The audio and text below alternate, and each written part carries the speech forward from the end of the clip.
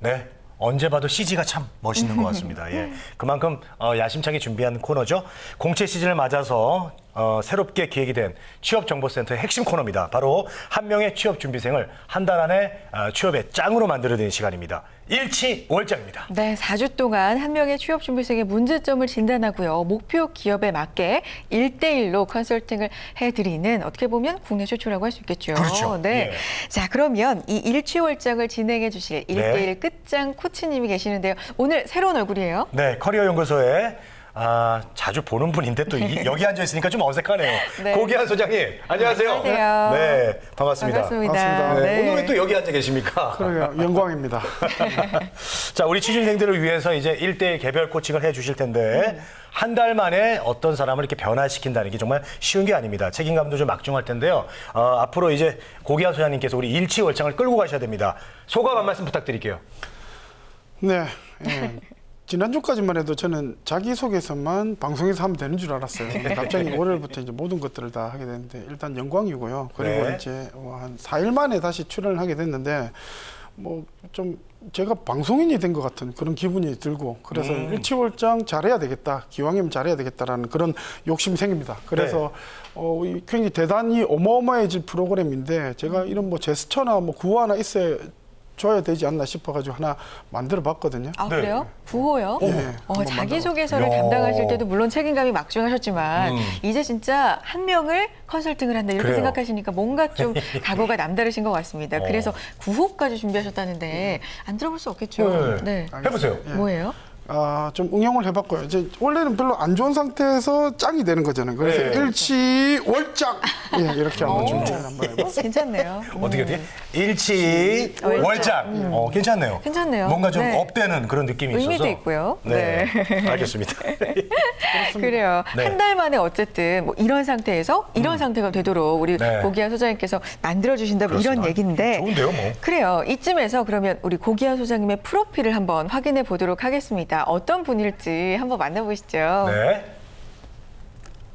자, 현재 커리어개발연구소 소장, 신안산대학교 취업교과목 개건 교수, 그리고 인천재능대학교 NCS 소통의 기술 전담 교수, 한국생산성본부 취업 대표 강사고요. 사람인 HR 취업 교육팀장으로 또 일을 하셨습니다. 네. 이야, 화려한데요.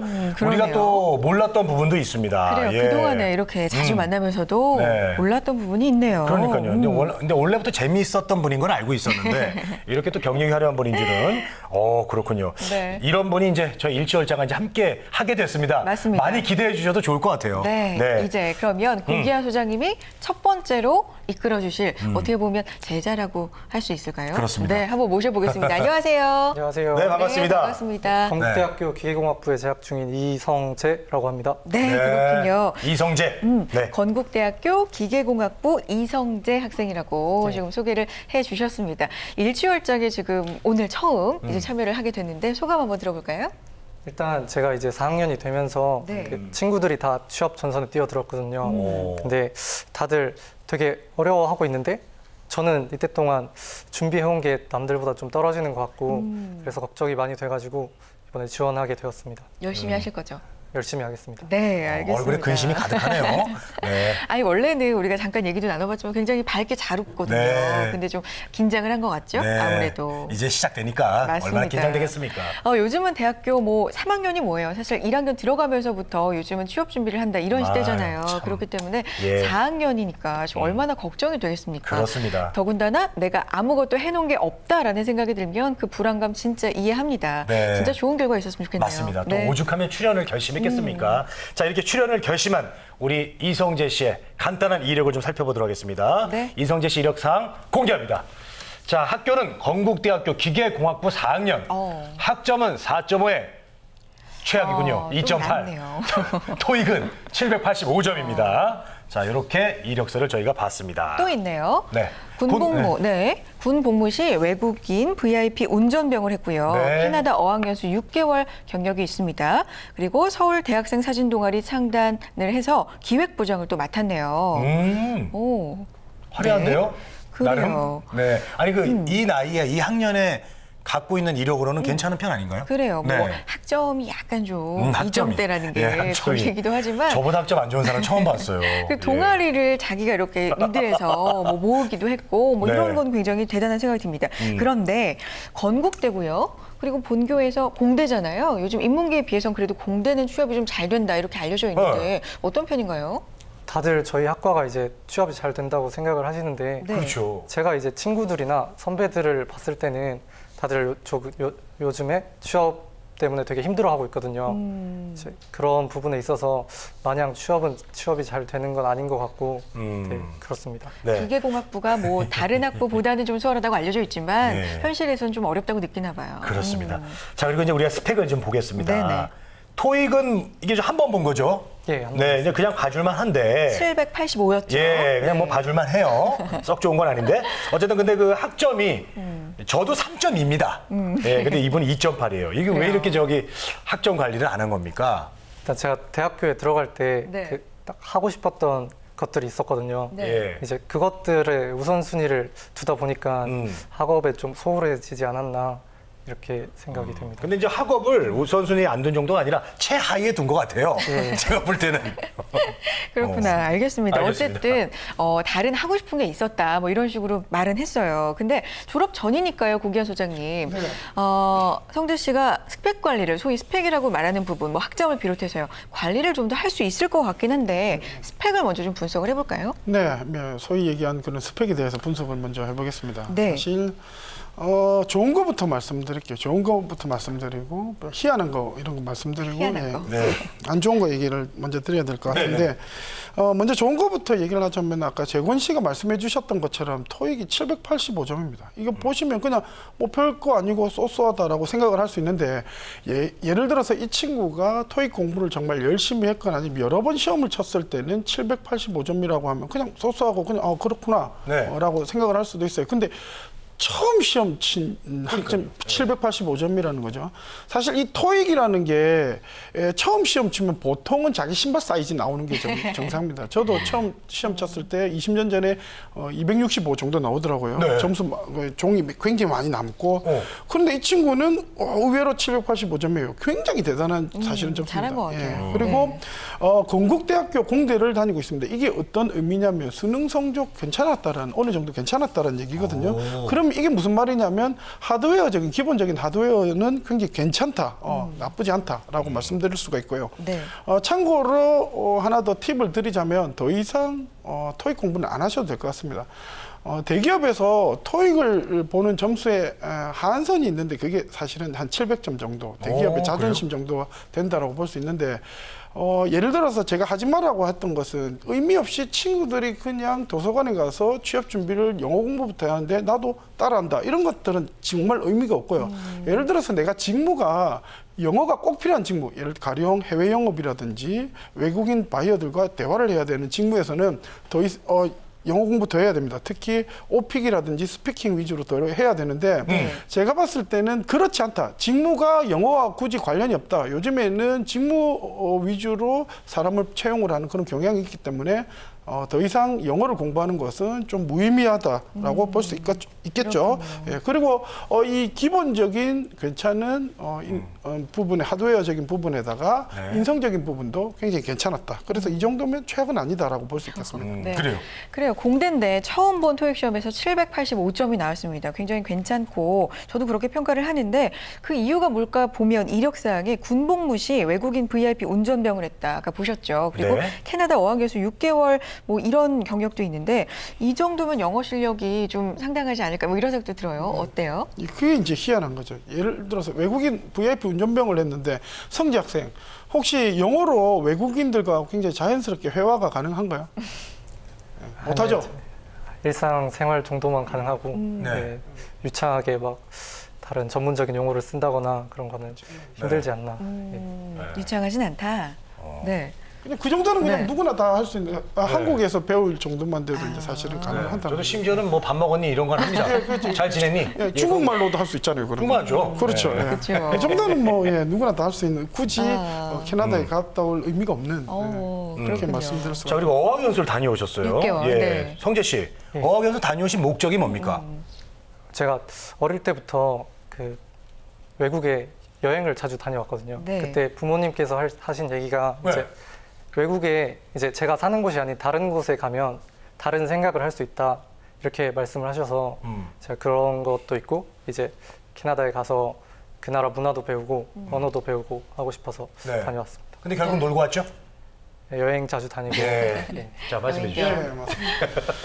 이게 잘 지적 잘 해주셨는데 대부분의 학생들이 어학연수는 6개월에서 1년 정도밖에 안 하거든요. 이게 뭐 왜 이게 가는 이유가 뭐냐면 사실은 놀러 가는 겁니다. 예, 놀러 가는 엄밀히 따지면 놀러 가는 거고요. 왜냐하면 연수 갔다 와가지고 어학 성적 그렇게 높아지는 경우는 거의 없고요. 네. 그 정도 노력을 들이면 한국에서도 충분히 어학 성적이 오를 수가 있습니다. 그리고 캐나다나 미국이나 우리가 흔히 자주 가는 곳에는요, 거의 대부분이 한국 사람들이 더 많습니다.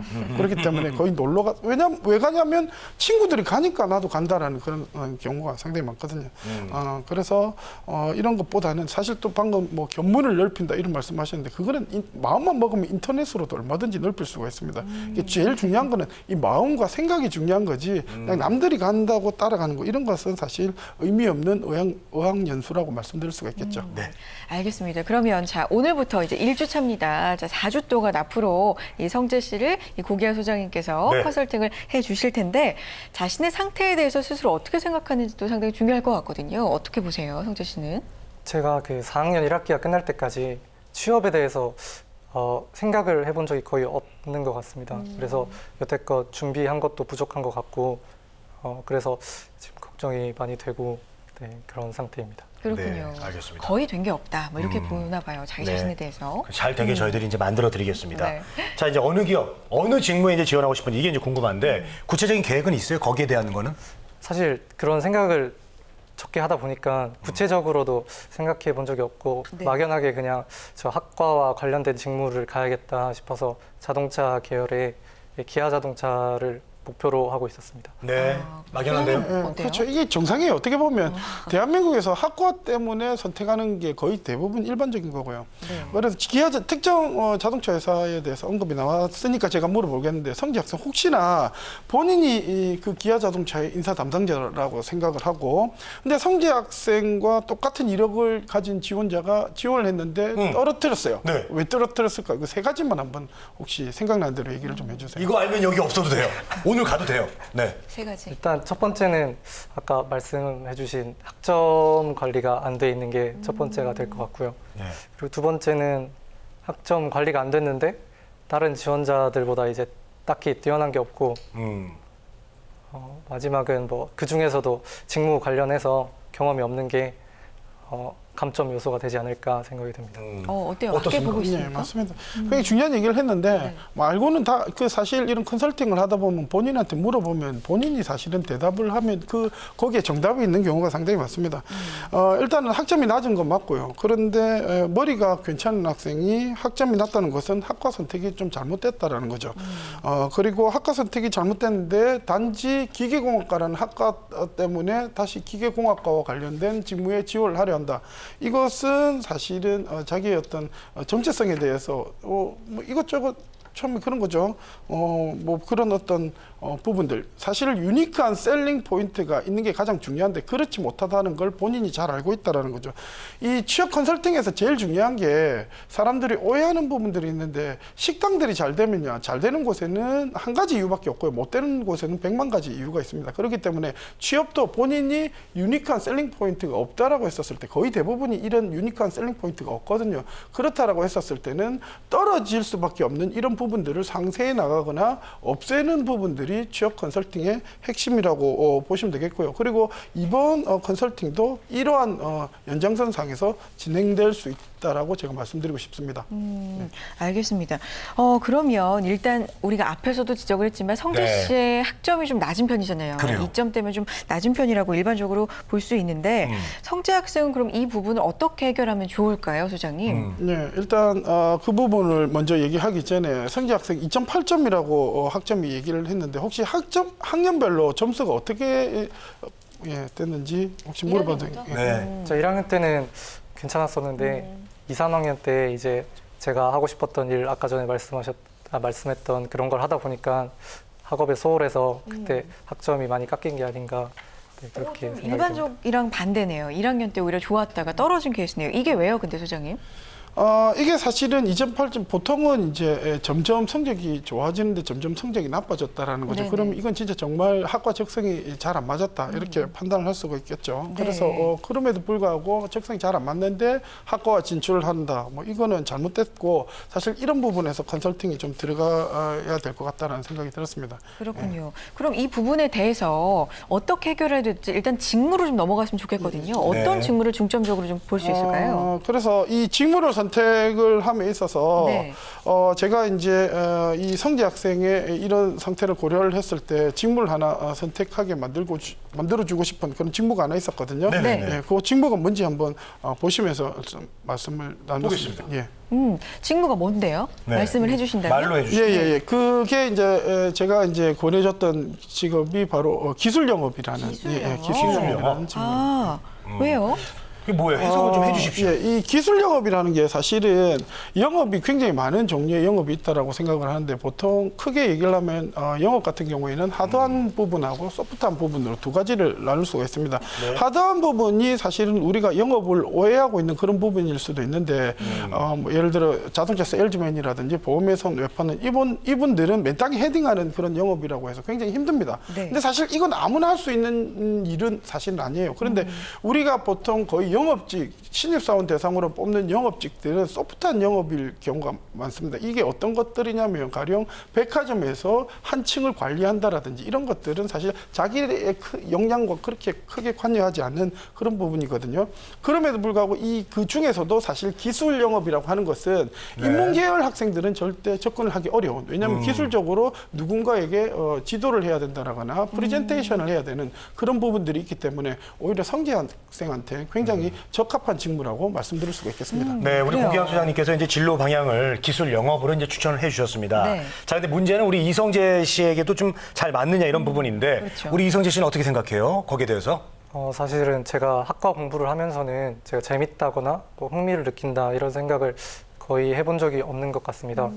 근데 이제 소장님 말씀을 들어보니까 그 기술 영업직이 제 학과 관련 직무보다는 더 저한테 적합하지 않을까 이런 생각을 해봤습니다. 아, 네. 그렇군요.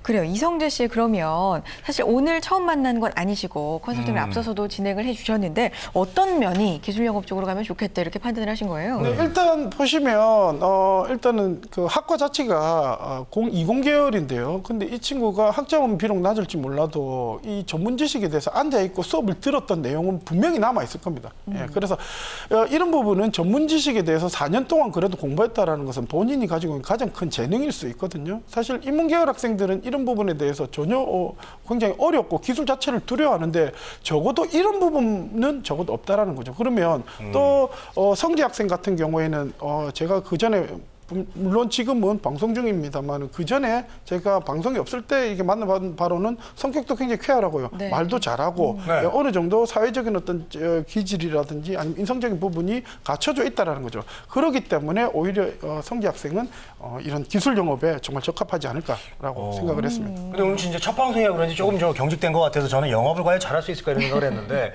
또 이제 그 방송이라서 좀 이렇게 오늘 어른 거네요. 아무래도. 원래 성격은 활발하시고 알겠습니다. 점점 변해가는 모습을 보는 것도 네. 재밌어요. 예, 한 달 정도 이제 예비 기술 영업자를 만들기 위해서 걸릴 것 같은데 좀 한 달 정도 가능할까요? 기대가 되는데요. 하면 되죠. 안 되는 게 어디 있습니까? 네. 하면 됩니다. 네. 무조건 하면 된다는 마음가짐이 제일 중요합니다. 하면 되니까 그러면 다음 주에는 어떤 내용 살펴볼까요? 일단은 성재 학생에게 이제 자기소개서를 제가 케어를 해야 되니까 뭐 네. 자기소개서 바로 쓰라고 하면 사실 누구나 다 힘들거든요. 그래서 그 중간 단계로 제가 미션을 준 게 있습니다. 그래서 그 미션을 해결하는 것들을 과정들을 보시고. 미션이네요. 이제 성재 학생이 써와야 자, 할. 우리 이성재 씨 이제 오늘 마칠 시간 다 돼가는데 네. 고기환 소장님 실제 보니까 어때요? 제가 방송으로 뵀을 때는 되게 무서우실 것 같아가지고 걱정을 많이 했는데 근데 실제로 뵙고 상담을 받았을 때 되게 친형처럼 잘 상담을 해주셔가지고 예, 앞으로 저도 잘 취업을 할 수 있겠구나 이렇게 생각했습니다. 그래요. 네, 네. 알겠습니다. 알겠습니다. 자, 선생님 앞으로도 오프라인 상담도 계속 되는 거죠? 예. 참고로 제가 취업의 전설 나가서 제 멘티가 되었던 학생 얼마 전에 취업했습니다. 잘 됐네요. 축하드리겠습니다. 성재 씨한테도 그런 네. 좋은 일이 생겼으면 좋겠습니다. 그렇습니다. 네. 이성재 씨 정말 좋은 기회니까요. 놓치지 마시고 잘해주시고요. 네. 이성재 씨처럼 취업에 관심 있는 분들, 1대1 코칭을 받고 싶으신 분들은 언제든지 저희 취업정보센터에 신청을 해주시면 되겠습니다. 네, 일취월장 커리어개발연구소의 고기한 소장님 그리고 취업준비생 이성재 씨와 함께했습니다. 두 분 고맙습니다. 고맙습니다.